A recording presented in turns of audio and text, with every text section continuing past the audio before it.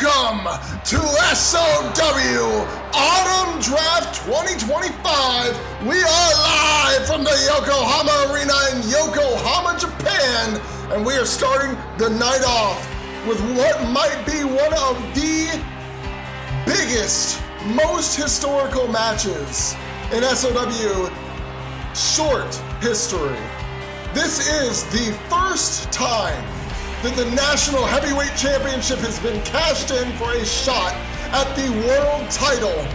The challenger coming out first, leading the faction known as the Paradise. He is the man calling himself the Devil, Byron Mitchell.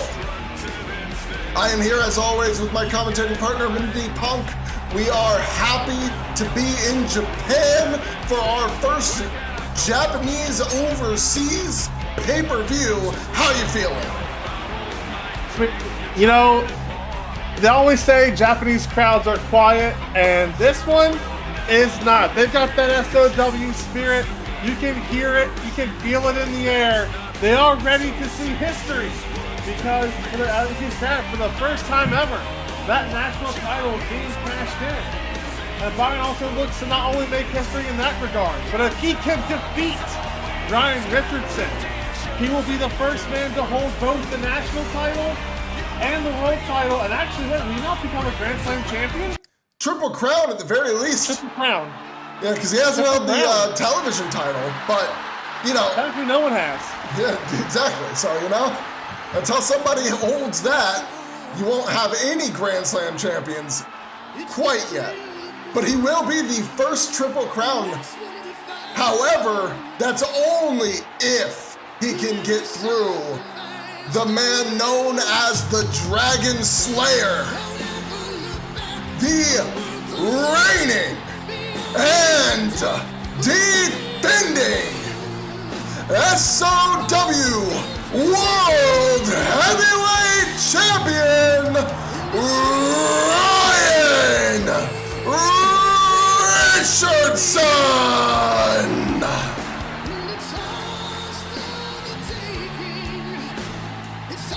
This is a man on a mission to be the best SOW World Heavyweight Champion. This is defense number 4 for our third ever SOW World Heavyweight Champion. He is looking to make it sweet victory tonight in Japan. He's had success in this country before. He has slayed dragons across the world. But can he slay the devil? We are about to find out. Yes, we are. Byron starts by stopping a kick from Ryan. You see Ryan has the hair tied back tonight. That is about as serious as he will ever get.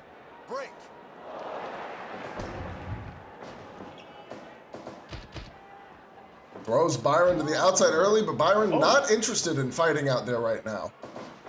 I'm actually kind of surprised that Ryan was. That's kind of normally not his style. Oh, you know, when you're coming at somebody who has the history of aggression that Byron does, you gotta wear him out early. Even though Ryan is not the type to be weak in a long battle whatsoever, the longer you face off against Byron, the worse things get for you.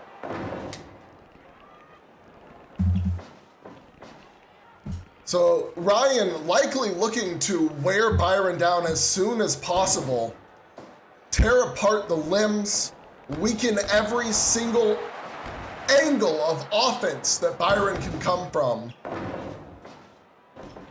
so that he can get the win. Goes for an early cover there that just forces an immediate kick out from Byron. Byron is not the type to sit down and wait for the count to hit 2. You're getting 2 counts out of him only by force. For sure.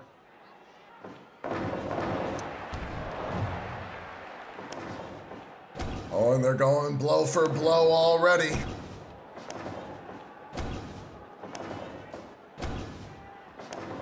See those knuckle pats from Byron. He just sends Ryan down to the mat with that one.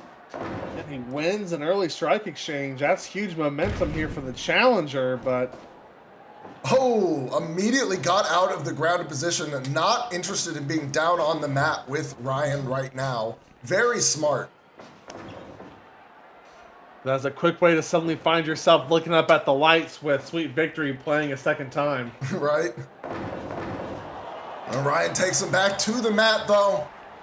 It's where Ryan is always at his most comfortable.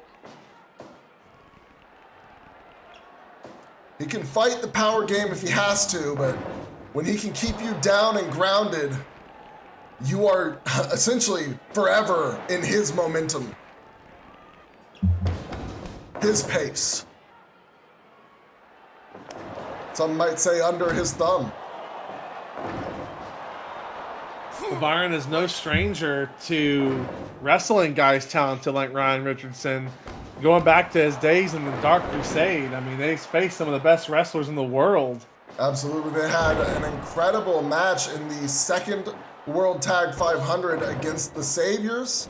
They had an incredible match in the first, best 2 out of 3 falls in the first World Tag 500 against Moment for Life. They faced off against Sindhu Darlo more times than I can count, and that was all just during his time in the Dark Crusade, like you were saying. Since then, he's faced off against quite a few more of the better competitors, including 2 big wins over El Rey de Guerra, current leader in the Global Junior Scramble. Looking to truly cement himself as the king of luchadors in that tournament as well. So, again, just another thing that it shows you how good Byron is. Absolutely. England stretch here from Ryan. Doesn't last long, but every little bit adds to the damage. And we've seen how that piles up in Ryan's matches.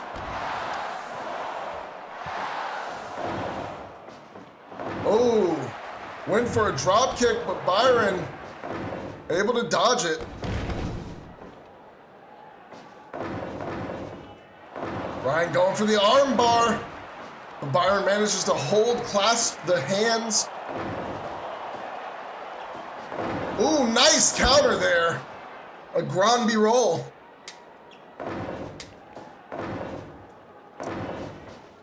Very technical match that we're seeing so far, which is not a surprise coming from these 2 men. While Byron is less of a technical wrestler in terms of his preference, he has the ability. Of course, he is, in terms of preference, far more of a brawler, or some might say a bruiser. High impact moves and strikes are his forte. And then also choking you out. Chops. Yeah, series of chops from Ryan. Tosses Byron to the outside. Byron stunned just a little there. And Ryan comes down, missile drop kick to the outside.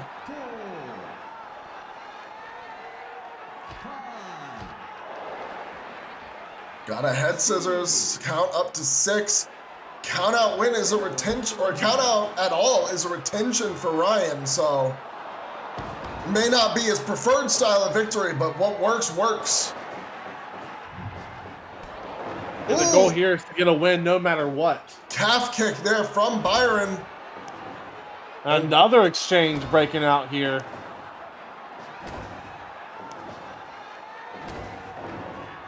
Wow, Byron wins again. Jesus. Follows up with a huge smash. Yeah, that punch, I think that busted Ryan open. Yeah, it did. Yeah, yep, you can see it. Which that could be a mistake. That could fire up Ryan. It could.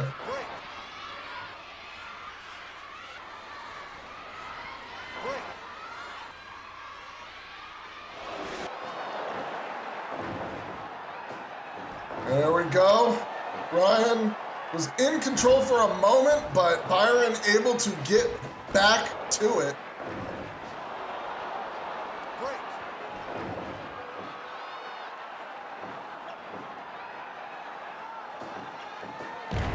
Oh my God! A short-range power slam.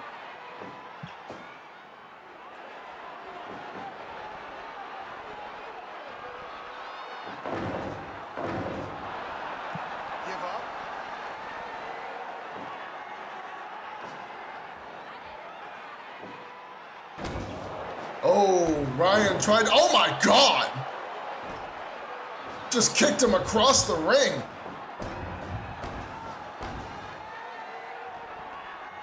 Continues laying it in on him too in the corner. Yeah.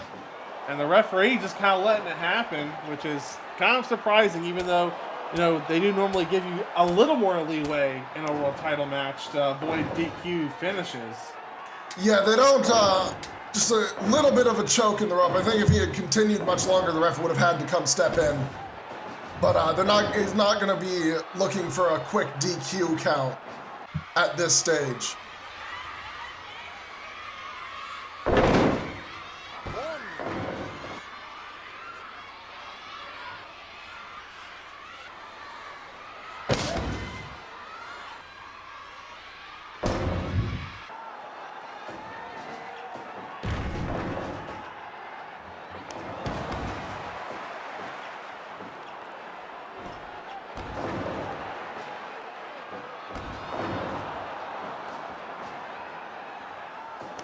And Ryan chopping down, taking back the momentum here. Doing his best. You can see some of that blood now kind of covering the mat. So it looks like he's not gushing. Yeah, thankfully only slightly cut open. Looks like it's just above the eyebrow though, so if that gets any worse, that'll start to get into the eyes of the champion. And now things do go to the outside, and both men now eager to fight out here after Byron wasn't earlier. Now this time it's Byron who initiates the fight, but it's Ryan taking control. Oh, chop block. Count up to 6.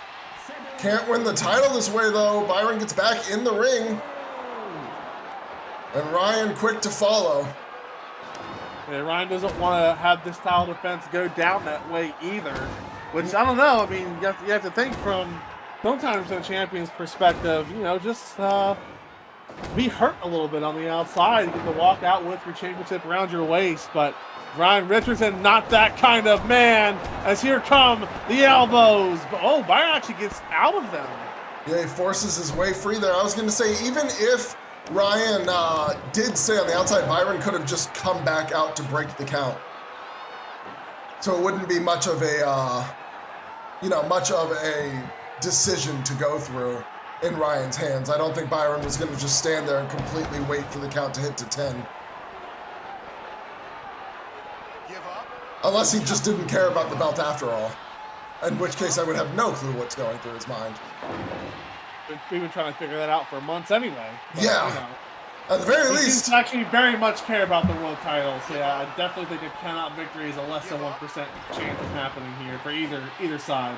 Yeah, Ryan won't let it happen because it's, oh my God, Tiger suplex! Oh my God, 1, 2! Oh, so close, and an immediate kip up from Ryan as Byron gets up, rolling elbow. Ryan goes up top, double stomp to the chest. Ryan picking up some huge momentum here, trying to catch Byron lacking, but Byron's able to get back up relatively easily here. Oh, and now slowing Ryan down, choked to the ropes. This is going to get a count. But do what you have to do to slow that momentum. Oh my goodness. You saw what he was going for there, right? That was the burning lariat he was trying to hit. Byron able to slip behind. Oh, but not that time! Burning lariat! 1, 2, 3. No! Not yet. Okay. Woo!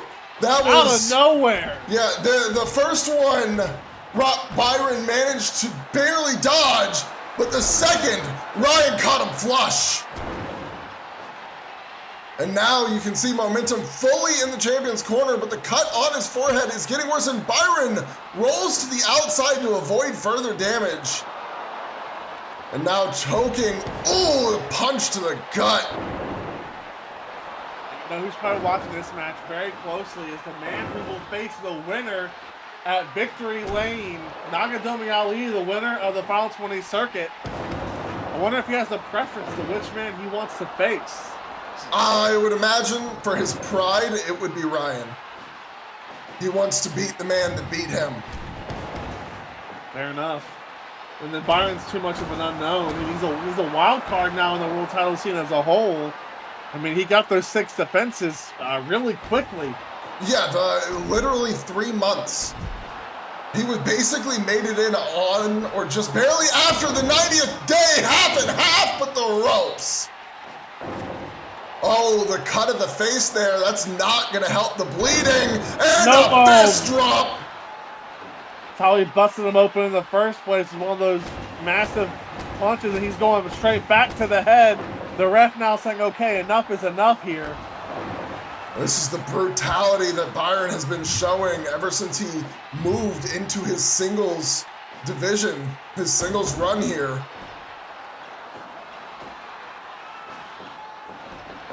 Rolls through, drop kick to the face. But Ryan getting fired up. We're trying to, but he gets cut. Front choke. Give up. And now they're both exchanging these kicks to the chest, just rapid firing them back and forth. Oh my God. It should be noted that unless I was looking away, I missed one. Oh my Byron God. has won. Oh my God. Byron's won every exchange. And now Ryan's kind of going on defense here.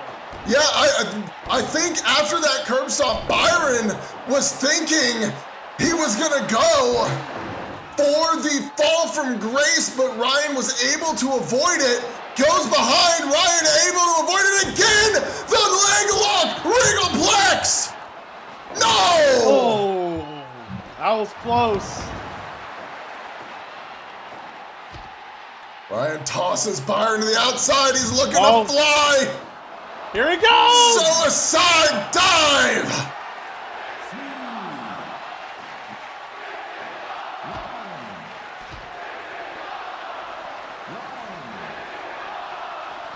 He's choking him out on the outside there.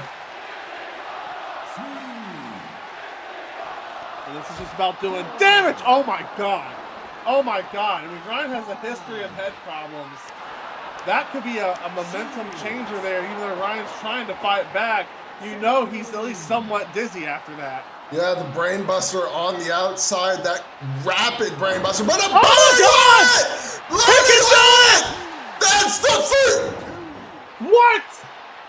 Byron kicked out of a second burning lariat. I don't think anybody else has done that unless the lariat was on the outside.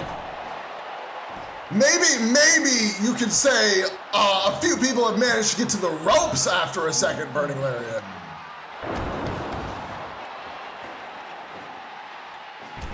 And Byron hitting Ryan with one of those short lariats of his own, but not quite the same impact, almost like a mockery of the burning lariat. Tries to go behind, looking for that fall from grace again, but Ryan counters with the label lock. This could be it here as well. No, Byron gets the ropes. You can see the damage has been done from those lariats, but he's still able to hang on. Double stomp to the back. Also, I think maybe the only man who's kicked out of multiple burning lariats may be Kaito Meiji. Maybe. During their best of 7. Oh, but, wait a minute. Oh, wait a minute. My God. Oh, no. Devil's clutch. Oh, my God. Is he going to do it? Ryan went out. Oh, my God. Oh, my God. History. History in Japan. History in Autumn Draft. A new World Heavyweight Champion. Oh, my God.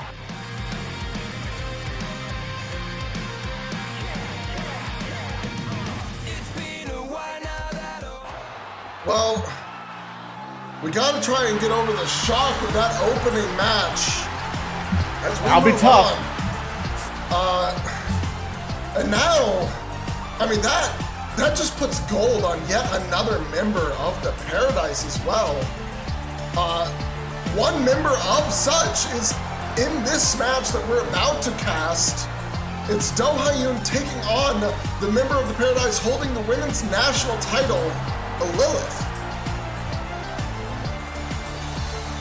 This could be if Lilith retains and then Death Row kind of do the impossible and survive the World Tag 500 as still the champions.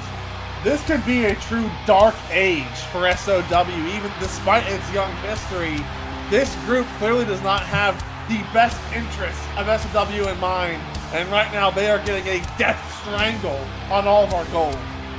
Yeah, it's actually a very scary time. This is the first opportunity a faction has had to hold almost all of the top belts in SOW at once. Obviously, there are still some titles not under the hands of the Paradise at current. They don't have the Women's World title because that is firmly in the hands of Aiko Kimura, and they do not have... They're working towards it. They are.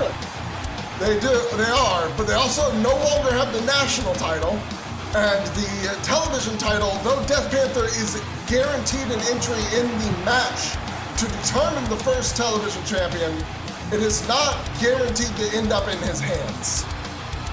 Thank God. But it's still a very scary time. I mean, yeah, just having a World Heavyweight Championship. I mean, well, it's not like it gives you like a benefit like the old Ignition Championship did, but it is still a very scary prospect, a very powerful item. I mean, you now are the face of the company. Byron Mitchell, our first official Triple Crown winner, as we alluded to as being a possibility, is the face of SOW after all the fucked up shit he's done. Yeah, it's really rough because we just got Ryan, it feels like. I mean, it's not just. He won it back in June. But it feels like we just, from Ryan, got saved from a reign by the, at the time, outsider, Ali Nagadomi. And now we have a man that I'm not quite sure how we can feel about him representing SOW as a company, holding that belt. Ha-eun, unsurprisingly, immediately grabbing the weapon as soon as she can. Yeah, very unsurprising. Though she needs to be careful because Lilith will have no qualms in dropping her right on it. Or using it herself either. Yeah, Lilith has never been afraid to do what needs to be done, in her mind at least. Yeah, well, I mean, you don't want to outright use it unless you do it to the outside, but that's why I alluded to her dropping on it. Unless you think the ref wouldn't DQ her because we're, even though this is Autumn Draft, I mean, it is our first Japan pay-per-view. I was going to say, I don't think it necessarily matters for Lilith. If she gets DQ'd, then what? She just walks away with the belt and moves on? Will that count as one for 6 defenses? Even if she technically loses? That'd have to go up to Hera. I don't think we've had that situation happen yet. So I don't know. My gut feeling would be no, simply because I don't see Hera rewarding, because someone could easily just cheese out all 6 of their defenses. Yeah, I mean, I think if you were to do that more than once, Hera would start putting a stipulation on you that says, if you get DQ'd, loses the belt. Yes, exactly. That makes sense. Well, of course, a very surprising reaction here for Doe, who we're used to being exclusively booed.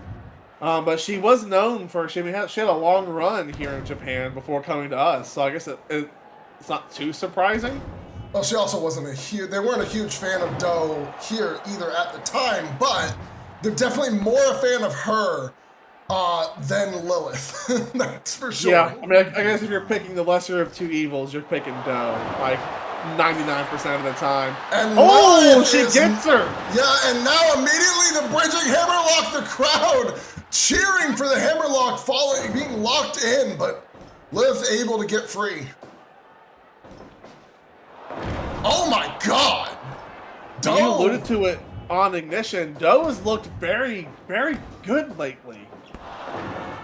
Yeah, Doe has been very strong in all of her matches.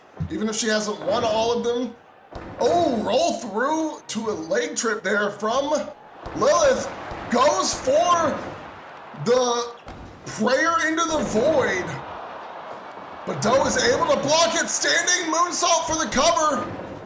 Hooked both legs. She was trying to put all her weight down on Doe there. Oh, the hammerlock again! Oh, again! Wow. That's 2 bridging hammerlocks already in this match. Doe is not looking to take her time.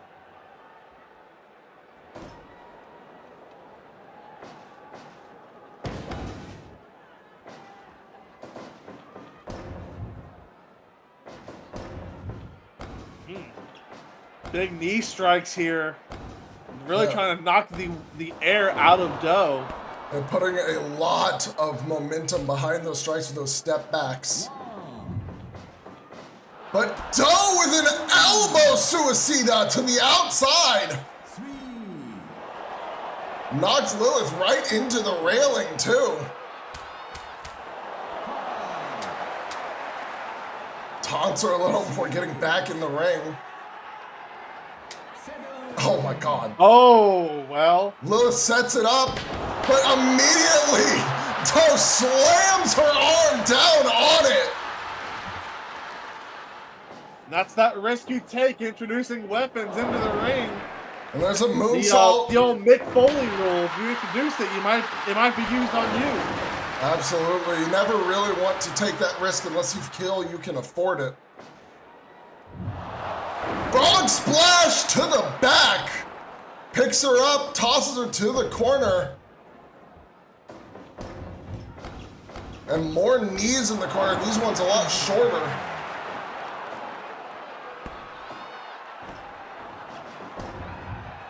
Lilith not done with the punishment. Oh my God. Using the ropes to really push into the throat of Ha-eun Do. Oh, huge elbow. And follows it up with a massive big boot. And she's still not gonna pin her. Almost like Lilith was, oh wait, Scares! Moonsault! Ever! Oh my God! Full Can cover! 1, 2! No! Oh my God! So close! Frog splash from Lilith! And a boot to the face. Cheered and rooted for Doe like I am tonight, but we've got to take some power back away from the paradise. Ha-eun tosses Lilith onto the entrance ramp. Short fall there.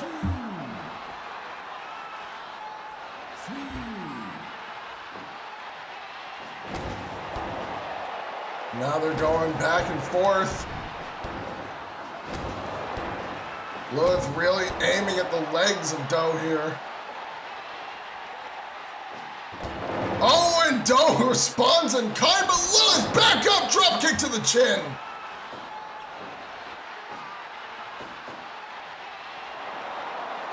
Whoa, the delay. Very long delay on that vertical suplex. But Ha-eun, she's used to getting dizzy. She can fight like that just fine. Bridging hammerlock. Will the third time be the charm? Lilith's fighting. Oh, she actually is able to just break free of the grasp. A wrench free, drop kick to the head. Gets Doe up.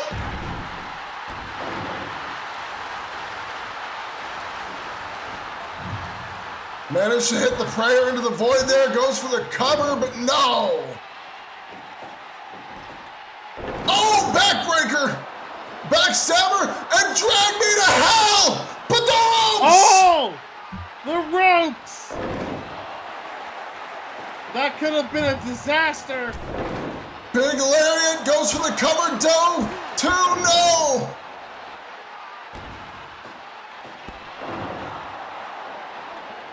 You know Lilith is getting a little concerned. This is different. Wait a minute! Oh my God! driven to hell! And she tapped! Damn it!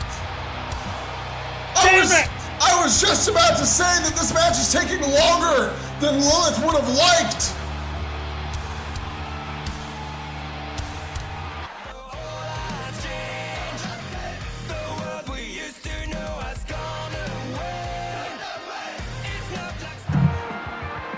All right, World Tag 500 semifinals, match 1, and it has been a hell of a tournament for this group. Judas Magnus made his shock return in the first round of Swiss, leading to a series of victories. They are currently undefeated since returning as a team. It is the God of Destiny, Judas Magnus, the Blazing Lion, Hideaki Kurata, the Destined Saviors, and they are being accompanied tonight by the Golden Star, Kaito Meiji. What a seal of approval that is. I know that Kaito had a bit of history with Hideaki while Judas was injured.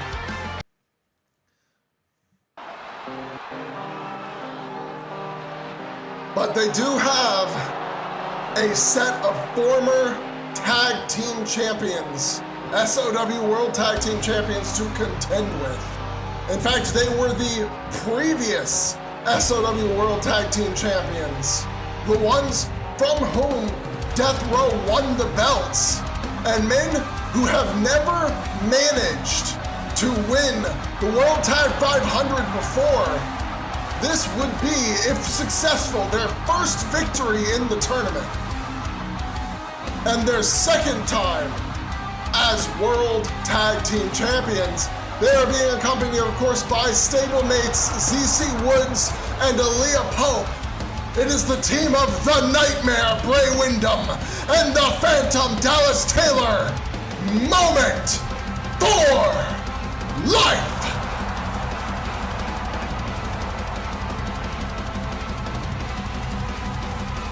They're sure taking a damn sweet time. I'll say they're kind of doing their thing here. Here we go. The leader makes his entrance at the end.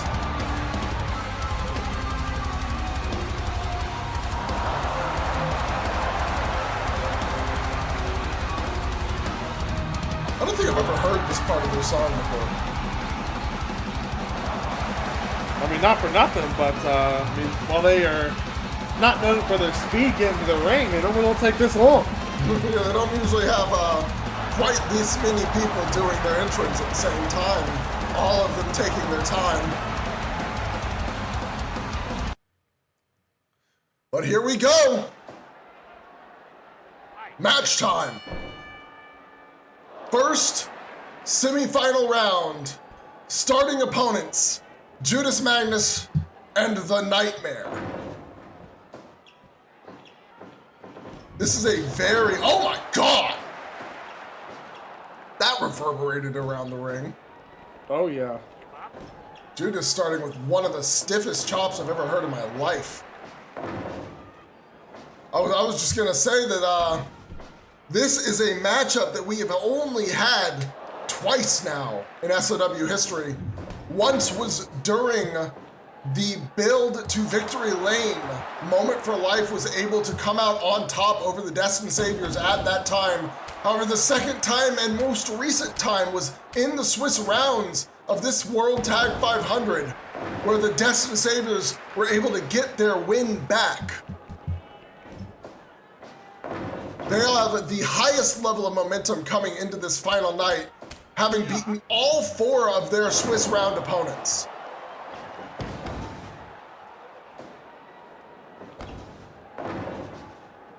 In a tournament, we've only seen that happen with 3 total competitors. Destined Saviors in the World Tag tonight, Destined Saviors in the World Tag back in this exact same time, 2024.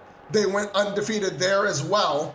And then, of course, Aiko Kimura in the Winter Grand Prix, and Kaito nearly pulled it off in the Summer Grand Prix, losing just at the end of the finals to Ryan Richardson. Yep. Even Death Row did lose a round in the Spring Grand Prix, or the Spring World Tag 500, earlier this year. They lost one round to M.E.A.T. Oh, just takes a quick seat.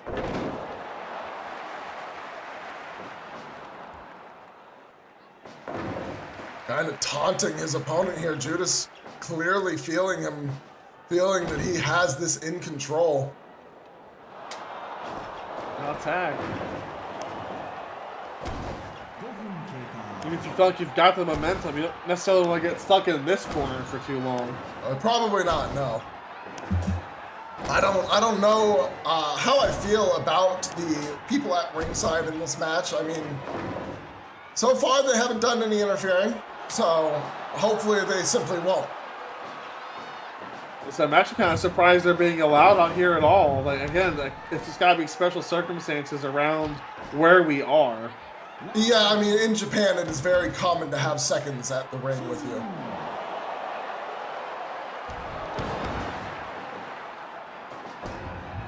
Of course, Byron didn't have any. Though he would probably argue that he didn't need them. Oh, probably. He looked, as much as it hurts me to say, he looked good.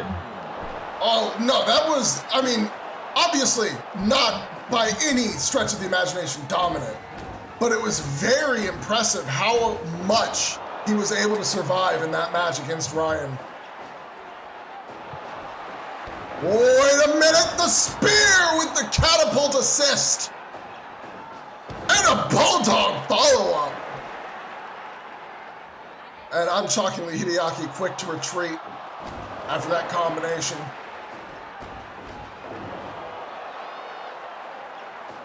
Bray not staying in very long here. As soon as Judas tagged in, he tagged out.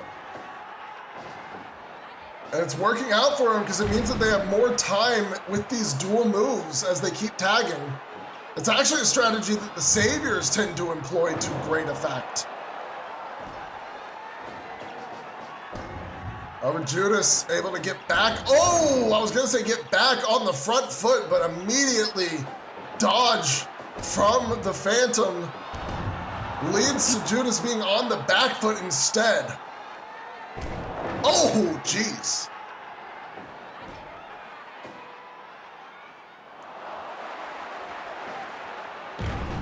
My God, a lot of big delayed moves tonight. Yeah, another showing off. Showing off the power here. And Judas choosing to tag.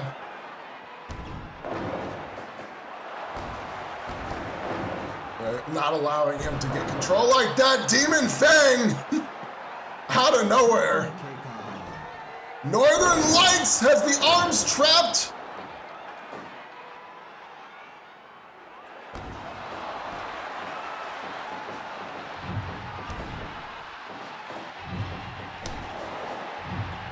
Now keep in mind that these semifinal rounds are still the 30-minute time limit, just like the normal Swiss rounds. It's only the finals that will have the 60-minute time limit, as that is where the titles will be on the line. That means that the cut play rules are still the 30-minute rules. You have 10 minutes before they start, which we've already passed in this match, and 4 total usages of cut play before you're out, unless the ref provides you with some more. Oh, Demon Fang! And a wheelbarrow driver, but that is not the legal man. We're able to confuse Hideaki just a bit there.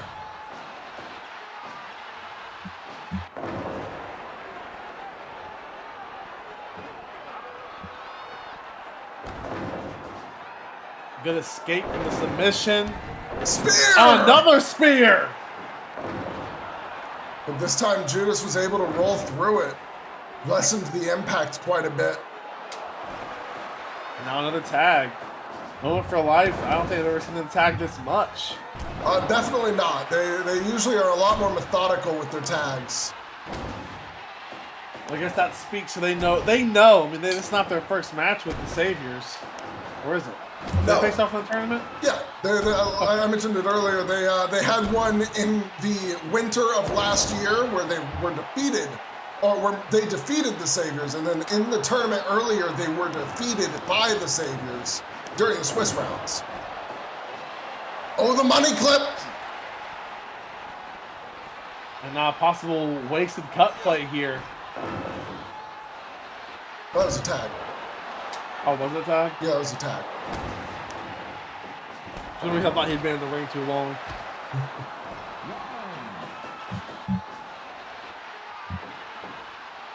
Oh, knee to the gut.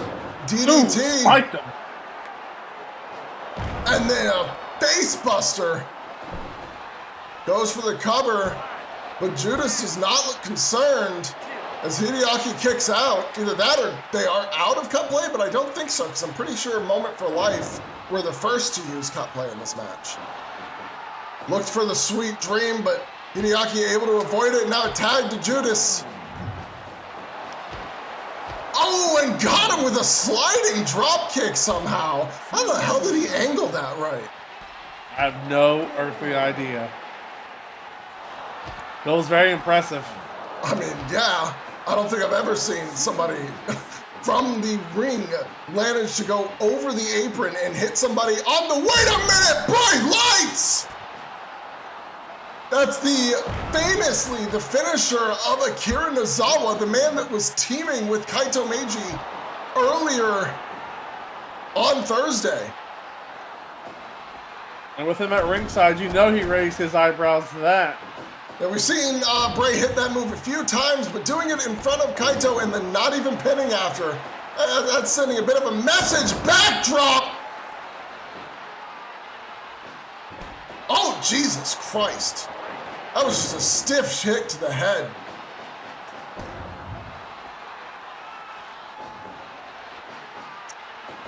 Judas is probably seeing stars after that one. Oh, nice counter though! And the demon thing! Jesus Christ!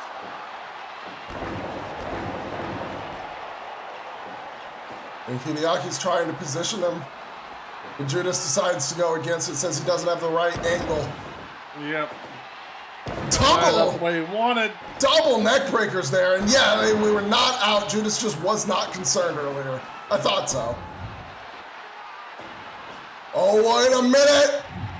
Oh my God! Assisted Bulldog! And then, what was that, a reverse Firebird splash? Blazing Stamp! Goes for the cover! Cut play is out! No! Not enough. Notably, no interference from anyone at ringside. They are staying respectful here in this match. We're now 20 minutes in. You have to become a little more aware of the time now. That sense of urgency is gonna have to pick up. Yeah, because if there's somehow a draw tonight, then the next semifinal technically just becomes the final. Yep, both teams will be eliminated. There is no second chances, no do-overs. Oh, Judas was looking to hold him down, but Bray was able to counter. However, he ends up with a Canadian Buster into a diving elbow. Ushigoroshi. And the tag. Lariat. Oh my God. Oh my God. He got that Snapdragon in. What? Wait, what? Oh! Oh! Jesus! Buckle bomb! Ran across the ring with it. Demon Fang! Now a strike exchange between the two legal men. Yeah, Judas was almost caught when Hideaki started that. Hideaki sends the Phantom to the other corner. He manages to dodge, but Judas tries to run interference. However, the Phantom able... Oh, but it was enough to give Hideaki the time he needed. Gets the Demon Fang, but only 2. Wow. And another delayed vertical. Oh. Tag to Judas. Judas breaks that up.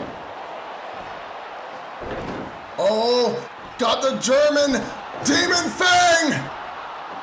Wait a minute. Oh, Martin! Ringo Sons! 2! That's it! 3! The Saviors are moving to the finals! Are they going to pull a Kimura Aiko in the World Tag 500 and go undefeated? Well, we're just gonna have to find out!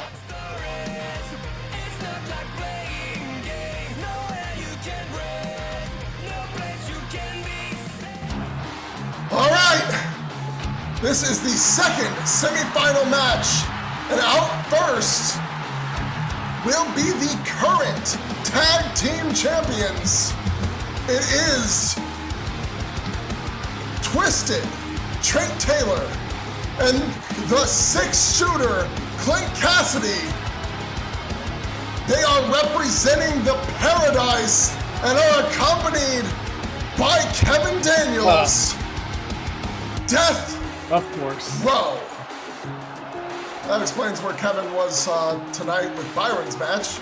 He was going to come out with Death Row. But also the first time that members of the Paradise have accompanied each other. Well, the first time in a while at least. They did it earlier. Oh yeah, tonight, yes. Yeah, nobody was out there for Lilith either.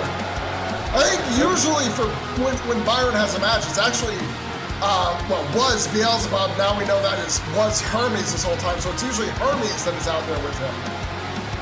But obviously Hermes very busy in the scramble. Yeah, ironically enough though, could have been here if you wanted to, because it's also in Japan. You know, I mean, like literally they're still doing the scramble. I don't think he could have traveled. Oh, same time? Yeah. I mean, not literally exact same time, but it was not that long ago. He's probably still resting and recovering back in his hotel. Might even be asleep at this point. Well, he can stay asleep. I'm sure you're not complaining that he's not out here. Nope. Also, I mean, I think if he showed up and we would just see immediately Aaron Payne probably run out here, because it seems to be very much on site. Absolutely. Right now. But look at Mars with the drip. Yeah, he's got the full gear on tonight. Speaking of full gear, just a quick advertisement for our good friends, not partners, just friends at AEW. Next weekend, Full Gear. Check it out. Hashtag not sponsored, unless. All right, here we go. Death Row versus me. And again, just not to insult anyone's intelligence at home, but you have to understand the importance of this semifinal match in particular. If M.E.A.T can finally, no pun intended, slay their demons from the Paradise in Death Row, we will be guaranteed new tag team champions later on tonight. Yes, we will.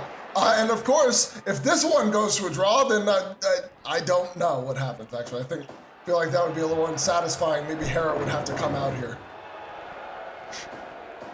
Now that the first match has had definitive winner, I don't think you can say, well, congrats, Destined Saviors? Yeah, no, that feels like that'd be just a little bit. Maybe we'd have to do a triple threat. Which would be crazy. We've never done that here. I don't think that it's actually a matchup that SOW promotes, so I'm not sure if that's possible. She also could just determine sudden death between these two as well. Oh yeah, I would imagine. I would imagine that some decision would have to be reached. Maybe champions automatically move on would even though I wouldn't necessarily like that, would even be a possibility. Yeah, I mean, if you did that, you'd have to almost like tell M.E.A.T that they kind of get a shot at the titles. Yeah. Not tonight, but in the future. Oh yeah. I would absolutely say that. Otherwise, that would feel very, very sting. It would sting a lot. That's how you get people unhappy, like Nephthys has been acting lately. She's had a slightly better attitude, but not a lot in terms of like backstage. Obviously, out here when she comes out in the ring, her attitude is actually getting worse. But we'll just have to see how that situation develops. I mean, it would be a shame to, even though you're not a big fan, it'd be a shame to lose a member of our women's division here. Especially right as the tag scene is ramping up for that division. But right now, we've got a tag match to focus on. The men's tag division, the champs are in the ring. And basically, in a way, their titles are on the line. Just they don't guarantee go to M.E.A.T if M.E.A.T wins. Exactly, yeah. This is a do-or-die match. And the way this works out, because they are guaranteed the winner of the tournament will be the new champions, there is no protection like DQ. There is no protection like countouts. You've got to get a win. You can't lose. Oh, and I saw that kendo stick tossed in by Kevin. Immediately not going well for Death Row as Trent was dropped down on it. Only saving grace might be that mask he wears. And I mean, you know, like, of course, M.E.A.T, I've no secret one of being tag team champions, but how much would it mean for them to be the ones who knocked Death Row out of this tournament? Guarantee new champions regardless of the result of a hypothetical match between M.E.A.T and the Saviors. Like, I mean, they have been fighting against Death Row, kind of like how Aaron was when they were a stable of their own and not a part of the Paradise. Jesus, curb stomp. Yes, you're right. Yeah, excuse me, Trent. I was trying to make a point. No, he's like, I'm trying to make a point. It's called stomp this dude's head into the mat. Stomp. But Mark doesn't give a damn. He said, give me another impact. Yeah, quite genuinely, probably the only person who, or the only team even, for whom a curb stomp will not put them out of the match. But as you were saying, to the point you were making, they've been fighting Death Row their entire time Death Row has existed, even going back to Victory Lane. In fact, the World Tag 500, the Spring World Tag 500, last year, Death Row was already causing troubles for M.E.A.T back then, and M.E.A.T weren't even a team at the time. Wait a minute. Oh my God. Wait a damn minute. Wait a damn minute. Well, Swab not allowing it to happen. No, but in fact, it is legal on the outside. This makes the outside very dangerous for M.E.A.T. There's essentially no protection for them in this matchup from Kevin Daniels if they get out there. And it's clear that he is more than willing to go out of his way. And now Suave is being fed to him by Clint, but he's still fighting. I mean, as much as we hate to say it, that is a very, very dangerous man there in the ringside area in Death Row's corner. That is the former Ignition champion.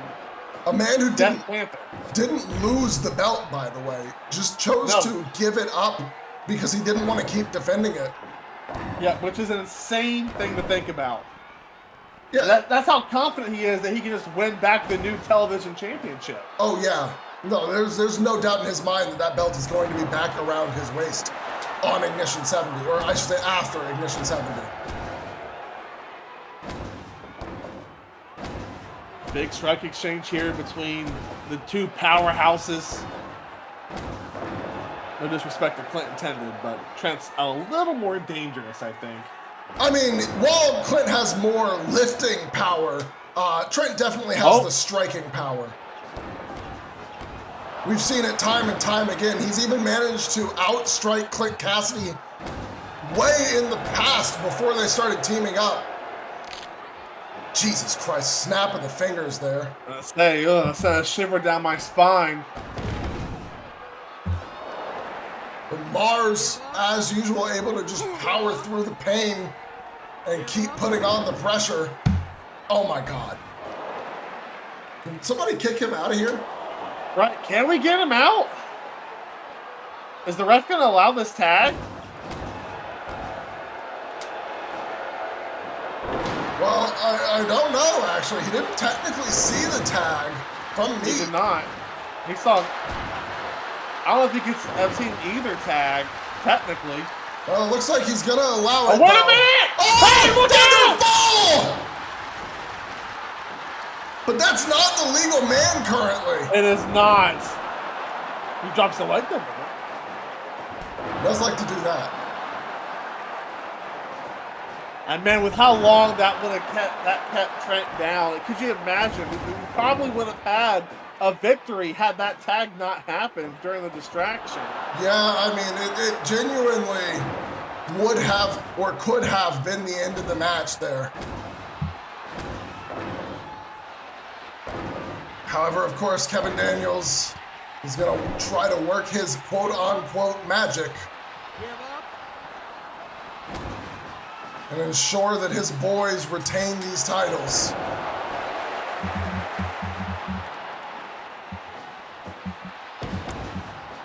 Oh my God, Exploder Power Slam! Not the legal man, though.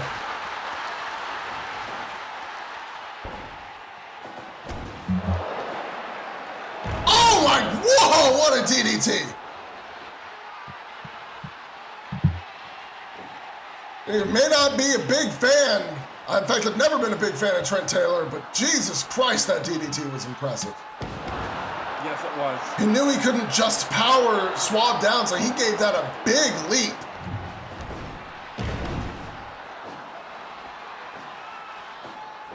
Pile driver! And now they got him back up. Double suplex.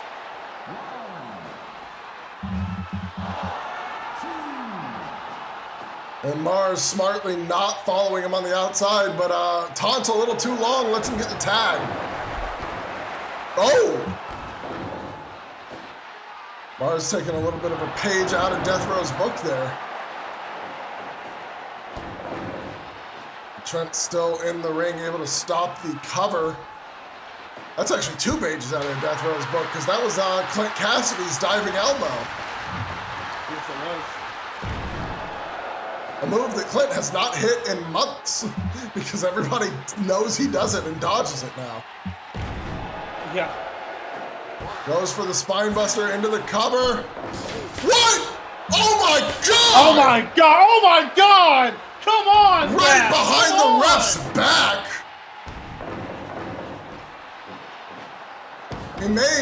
He probably heard it, but he didn't see it. And I don't know if he would have DQ'd even if he did, because they technically weren't the legal men. I'm not sure how that rule works out here at SOW. Death Valley driver.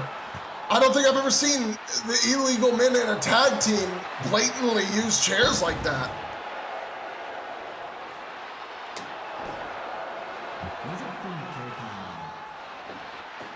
That's definitely a gray area we're gonna have to hash out.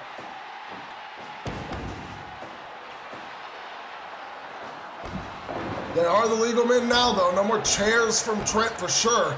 Unless the ref's distracted, then, I mean, maybe. Right.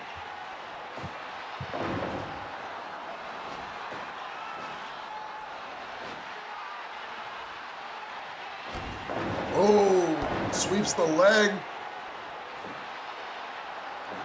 And the natural selection.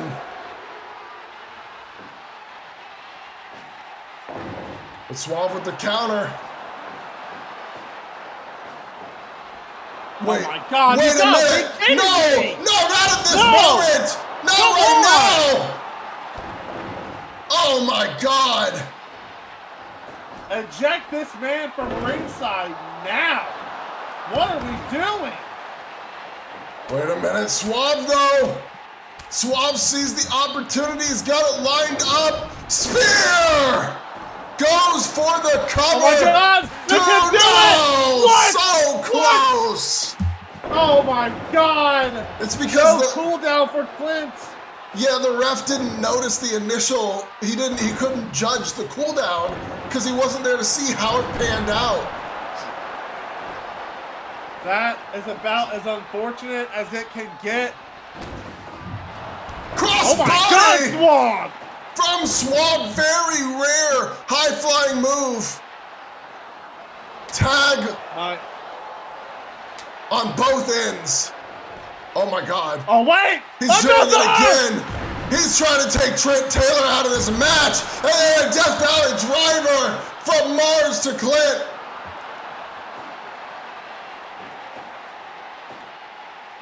What? Oh my God, what a base buster. Oh, come on! I mean, at this point, this is malpractice by this damn referee.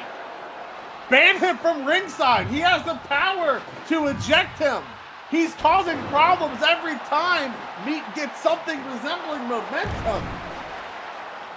At the very least, for me, they're not wasting time trying to get the ref's attention. They're instead focusing on continuing to do damage until the ref is back where he needs to be. But I don't know how much longer this can go on. There's only so much that they can dish out before they're out of options. Trent Taylor now starting to target that arm. Oh, the decapitator! Oh, no. Not like that. 1, 2, no! You have to give credit to the man who caused this to happen. This is all a result of Kevin Daniels. If it wasn't for Kevin at ringside, oh my God, this is just ridiculous.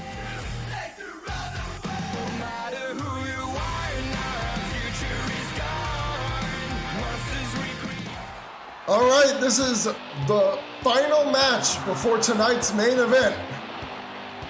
It is Charli Scene versus M.E.A.T Quinn with something that M.E.A has promised Hera on the line if M.E.A loses. We have not been told what that is.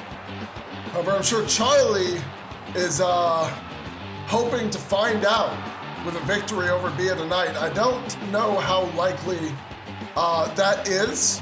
I mean, obviously she was able to do it once. It's always possible she can do it twice.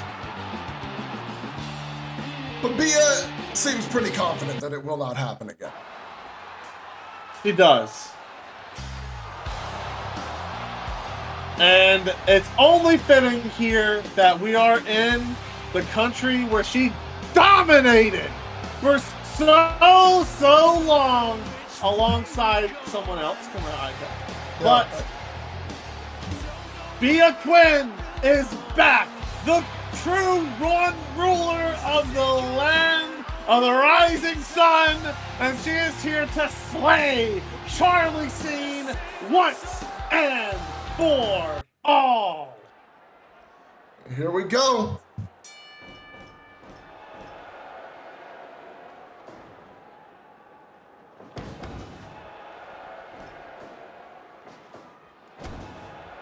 Starting out with some knees to the back of the head.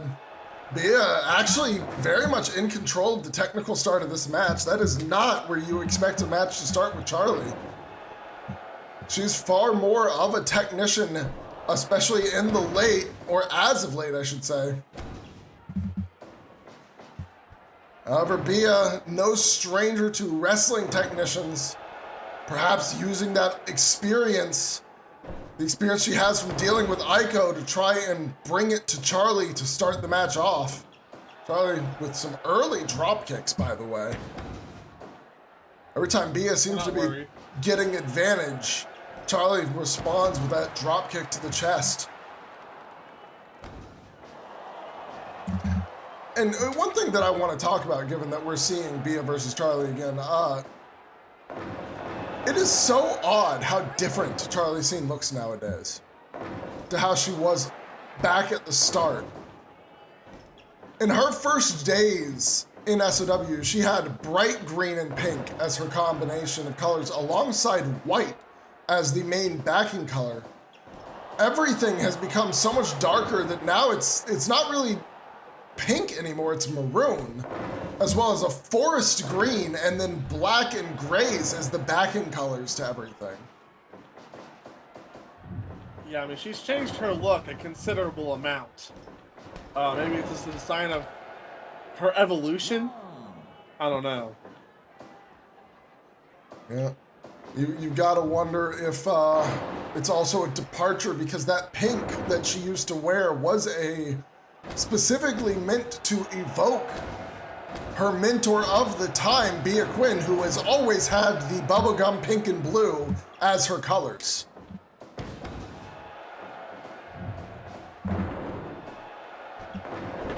It's actually an extremely distinct color combination that M.E.A.T has always worn her entire career.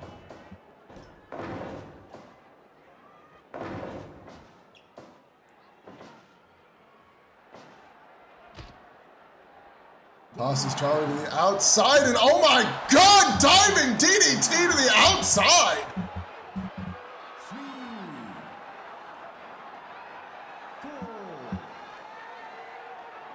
Oh, and then she boops her.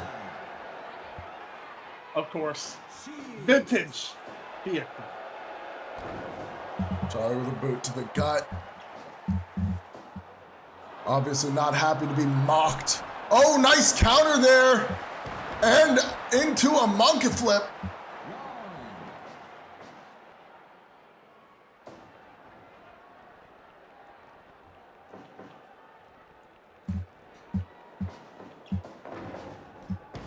Goes for the snapmare, but M.E.A.T with a reversal into a hammerlock. Charli grabs the ropes, trying to break out of this as early as possible. And now M.E.A.T drop kicks her back outside and just starts laughing at her. Enziguri back of the head there. And this time it's Charli who kicks M.E.A.T to the outside, and Charli just follows her out. Oh!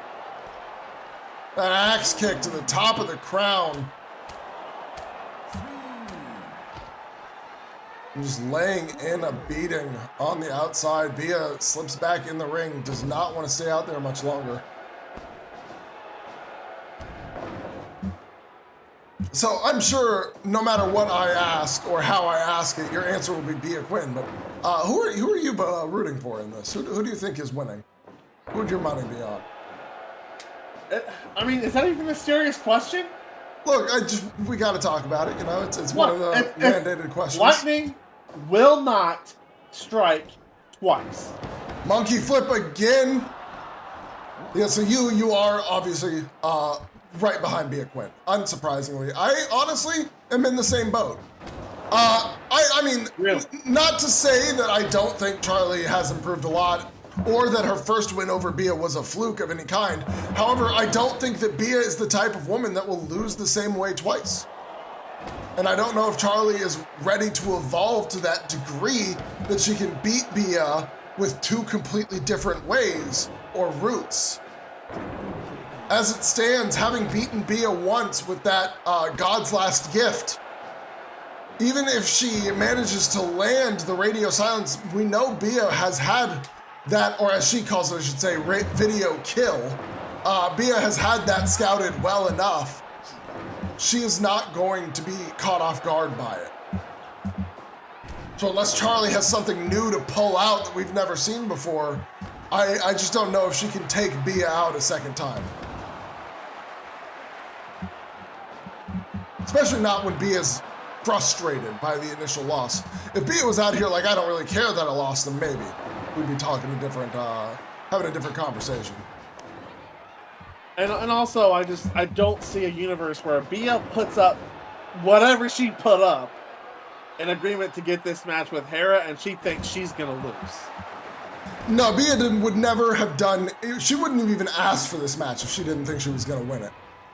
It's just not her style. She's out to prove the first match, well, the most recent match, not the first match, but the last match was a fluke.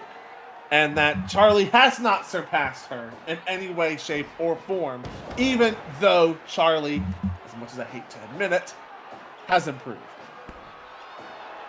This is a very big case Even though they don't have the attitude of it, this is a case of mentor versus student.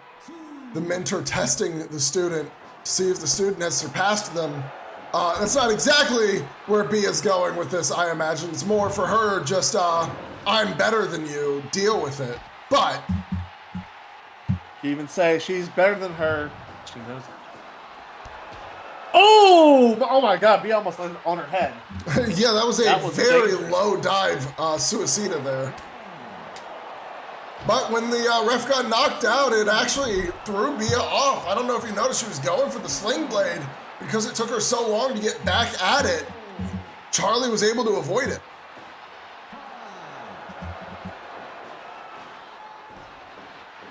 Oh, snaps through into the armbar, but Bia immediately leg on the ropes. Not gonna let that hang in.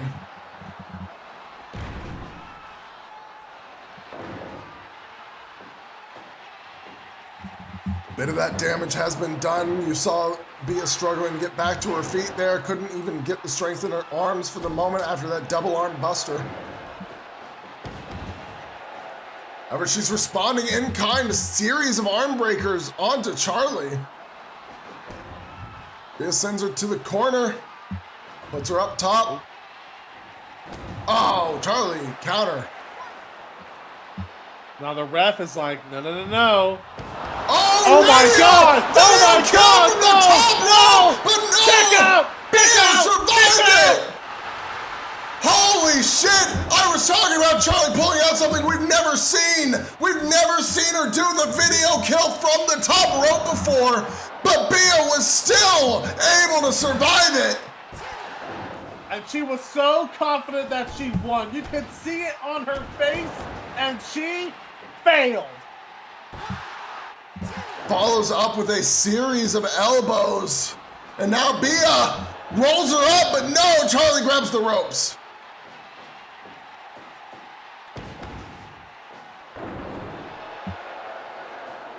There's a short leg drop there.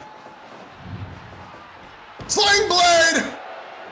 But, unable to follow. Oh my God! Video kill! Again! Goes for the cover. One, for another two, kick out. and she kicks Wow, out. look at that. Strong at two. Steps over into the arm breaker. And now it's Charli grabbing the ropes when the arm is locked up.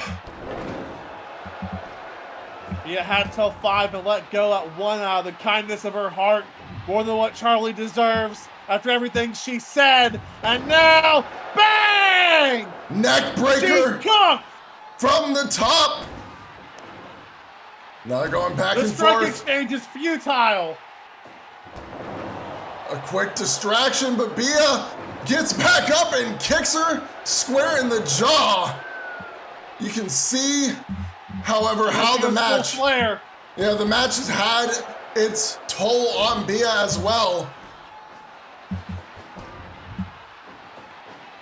As it stands, the next big move could be the end for either one of them. Charli's setting Bia up top. Oh my God. Dragon suplex from the top. Bia able to recover, but oh my God, able to recover well before Charli. Charli might have gotten more damage than Bia. Sling blade goes for it, but no! No! Charli had it scouted and blocked it. 8 defeat.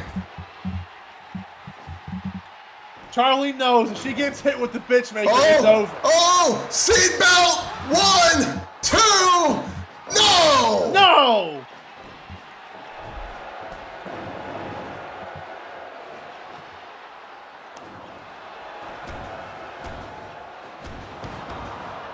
As it stands, Charli might be wondering what more of this is going to take. She hasn't even bothered to try the God's Last Gift at this point.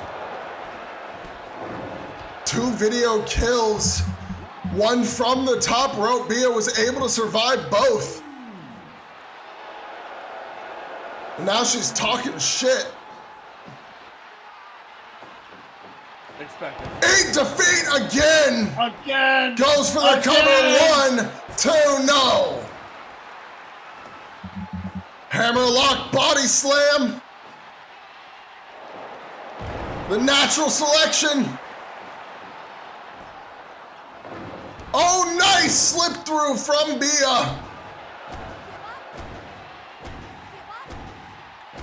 Trying to get Charli to give up with all those backslide. strikes. 1, 2, no.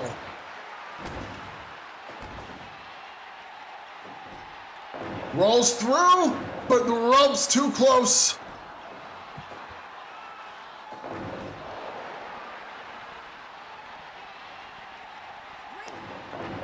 Charli's just trying to put in whatever damage she can. She's not sure how much more she needs to do to take M.E.A.T out here. I mean, despite the big moves Charli has hit, it has really felt like M.E.A.T has had so much of the momentum because she keeps kicking out so easy. Another series of stiff elbows, another cover. 1, 2, no. Another strong kick out at 2. Oh, she gets the arm. And M.E.A.T is struggling, but she manages to break the grip. And now, God's last gift, but M.E.A.T grabs the ropes. Great ring awareness by Quinn. She sends Charli. DDT. Goes for the cover. 1, 2, no. Charli kicks out at 2 as well.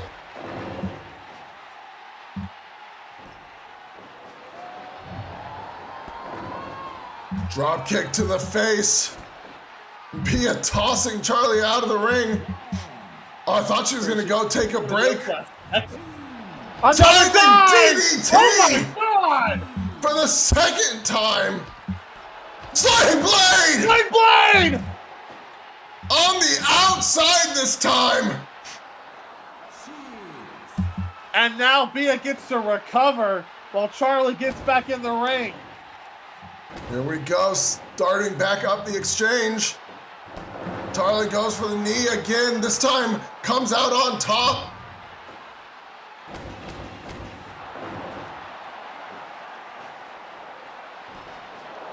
Grabs the tights! She's got the tights! On. No! Come on, Ref! Pay attention! Armbreaker!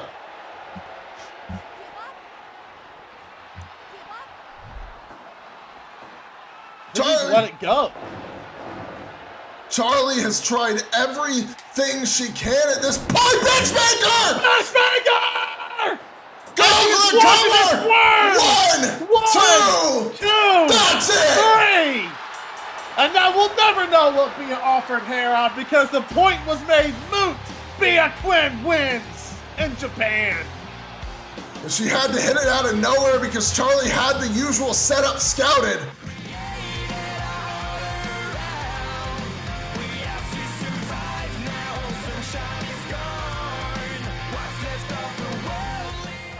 It is main event time here on SOW Autumn Draft 2025 Finals of the World Tag 500. The World Tag Team Championships are on the line. Coming out first, the winners of the first semifinals match, the Destined Saviors. This match is big time. And these men have not lost in this tournament to this point. Well, they are 5-0 right now, and if they win here, it'll be 6-0 with the tag belts around their waist. They're the only team in the tournament to have beaten Death Row. I will say both teams in this finals are not at 100%. Those semifinal matches were brutal. Yeah. Especially Death Row took a lot of damage from M.E.A.T. Especially, I mean, again, if it wasn't for Kevin Daniels being at ringside, I think M.E.A.T's probably in this finals. I would have to agree. So, well, speaking of the devil, well, not the devil, but you know. A devil, most definitely. An asshole, to say the least. Seems like he is going to continue to be involved here. I have been told no one is banned from ringside. This is, they say, the true finals. That could be a mistake on Hera. Truly Hera's first major mistake. By allowing Kevin Daniels back at ringside after what he just did tonight. So, if you want my opinion, I think this is some form of foul play on Kevin Daniels' hand. Remember when he had that talk with Hera? Right after he has that talk and they talk about the national championship and all that. Or not the national, sorry, the television championship. The Ignition title at the time. He gives it up, no qualms, and then proceeds to... Also, Death Row proceeds to agree to the conditions of putting their belts on the line. Perhaps there was a little more than we were told in that meeting that was agreed to. Maybe Kevin Daniels being allowed to stay out here was part of that deal. All we can hope is that maybe we can have the great equalizer here and Kaito Meiji, who is not going to just allow, I think, Death Row to cheat this match away from the Saviors. Well, we'll have to see. He is out at ringside, but he's never gotten involved in these affairs before, so I'm not sure what he'll do here. Oh, almost onto that light too, but then gets rolled over onto it by Hideaki. Once again, Death Panther, or Kevin Daniels, I guess since he's not under the mask currently, slipped something in the ring that immediately is turned around on Death Row.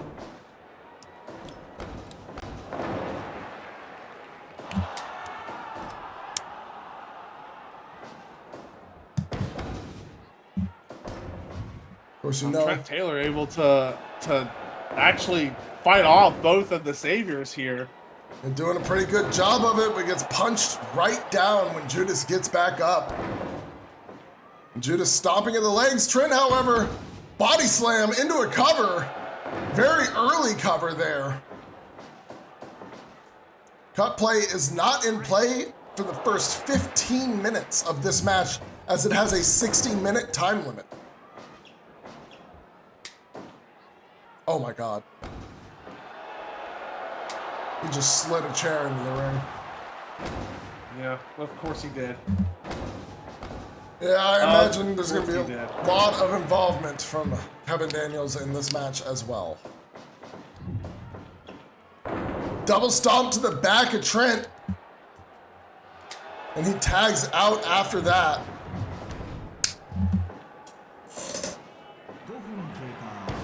Oh! Hideaki sent to the outside, and Kevin immediately trying to get involved, grabbing multiple weapons. Hideaki able to fight him off a little bit here. Another one! Oh, Hideaki knocks it out of his hands this time, though.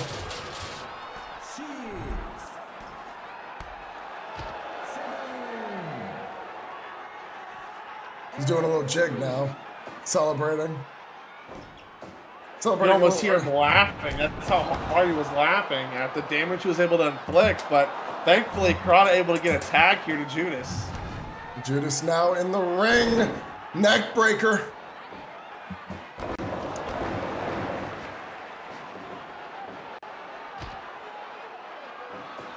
Wait a minute, wait a minute.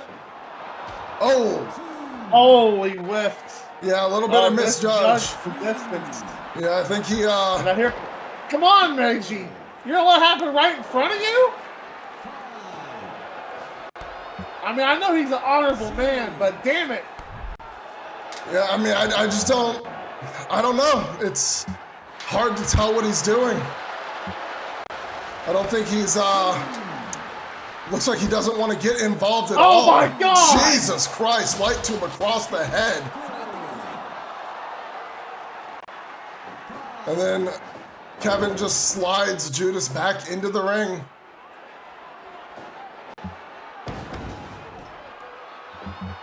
Oh, wait! Still, Decapitator! Right after getting the light tube. 2. Come on, don't with this. Kicks out at 2. And tag to Kurata. Wise tag. I mean, took a decapitator right after getting a light tube to the back of the head. There's no way Judas is anywhere near 100% right now. Yeah, absolutely not. Oh, Clint just cutting off any attempt for Hideaki to get away, allowing Trent to lock in that neck lock. And now Hideaki, though, manages to escape it. Tags Judas. I don't know about going outside. No, he's not the legal man, so it looks like Kevin's going to actually leave it be here. Judas, the legal man, is staying out in the ring.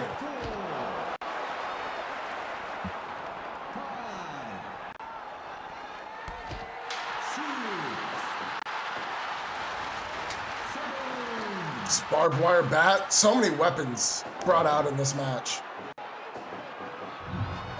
Oh, Polish hammer. Street fight at this point.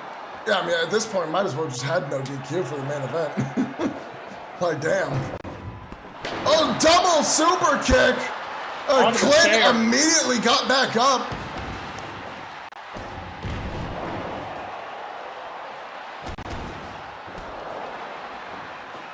Oh, Granby roll. Not gonna steal one from Kurata that easy. No, not at all. Both been down for a significant period, though. Sliding elbow drop. Oh my God! Kicks him in the head and knocks him into the bat that Trent Taylor introduced. Nearly got the 3 off of that as well. Judas able to successfully cut off Trent in that sequence. And that could be the real key here, as long as Kevin Daniels doesn't get involved in the ring apron, is to use those cut plays and succeed in the cutoffs. Absolutely.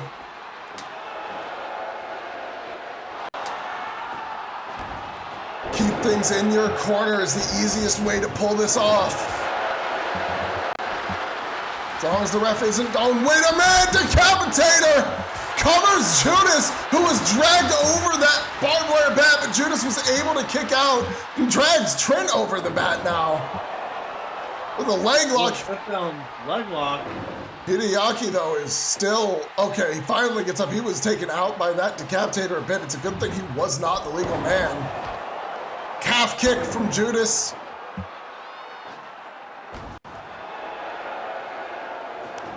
Big chop. Backing up into the Savior's corner there, Trent.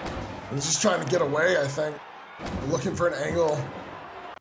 Couldn't get past Judas, so he tried to back up and move around, but Judas kept the pressure on. Very smart.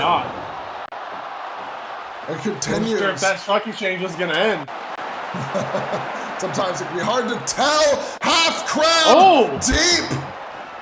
Oh my God. Oh my God.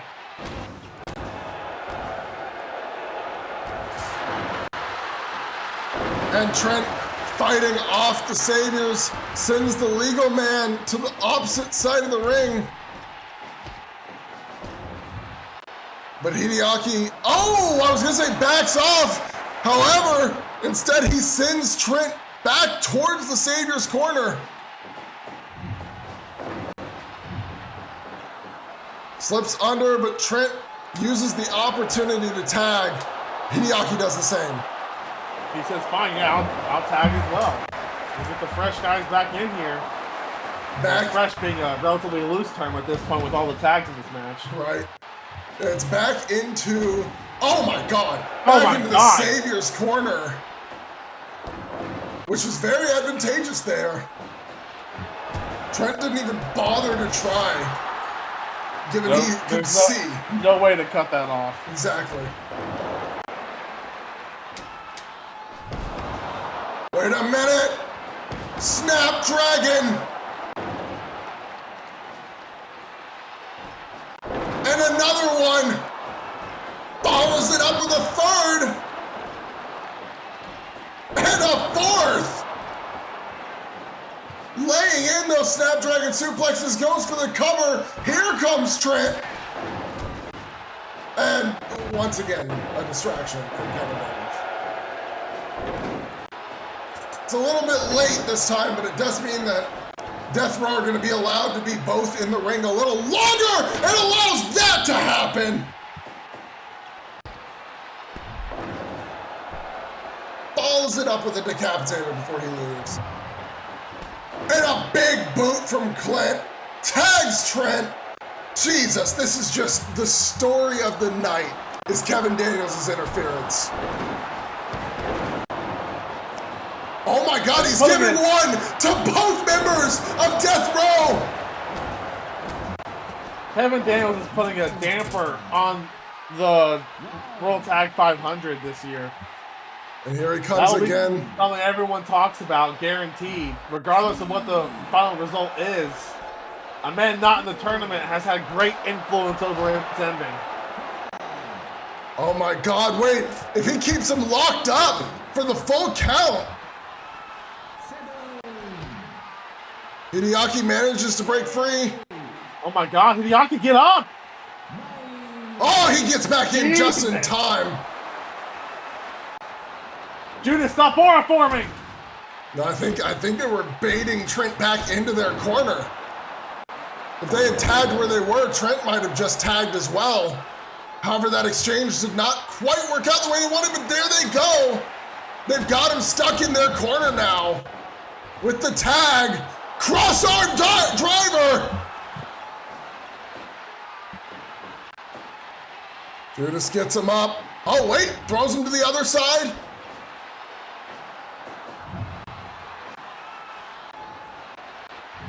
German suplex, God. Both of them kind of landed on that chair. I think Judas might have gotten a little bit worse of it.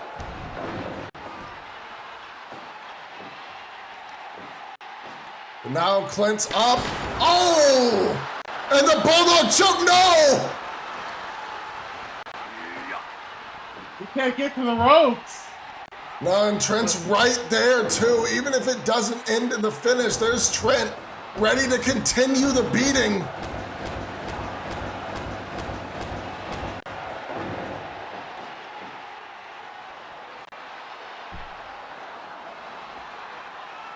Not sure what they're waiting on here, but they're gonna let Judas tag out.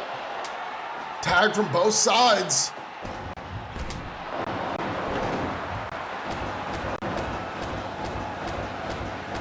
Legal men now, Hideaki and Trent.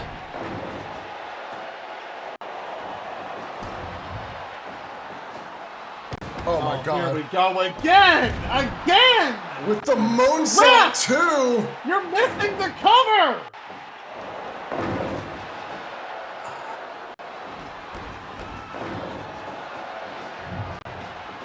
This is just a damn shame.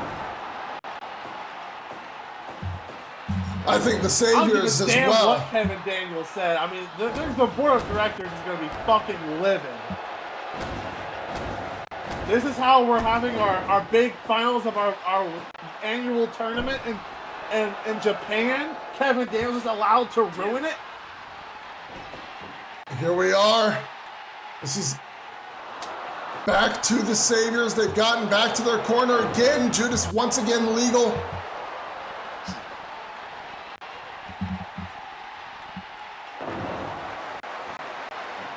Wait a minute. He's got the setting sun.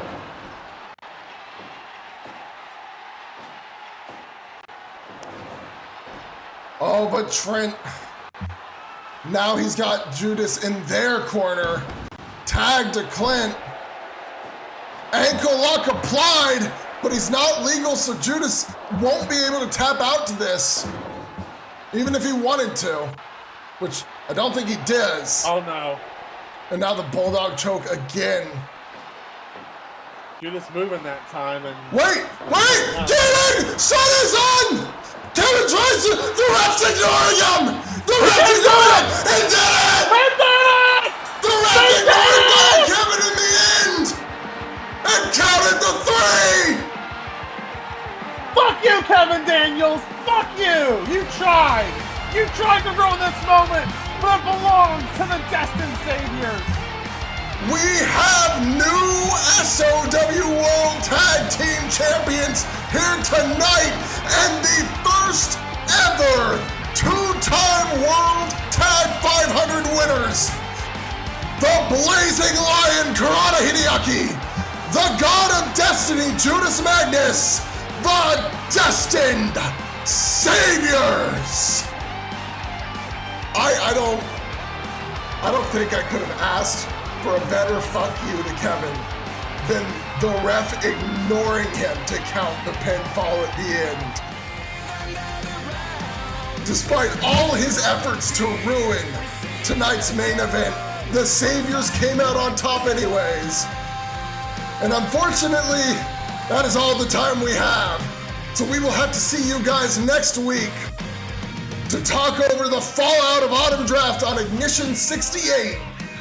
As always, I am your lead analyst, Devil D, here with my commentating partner, MD Punk. And we are signing off on a happy note tonight.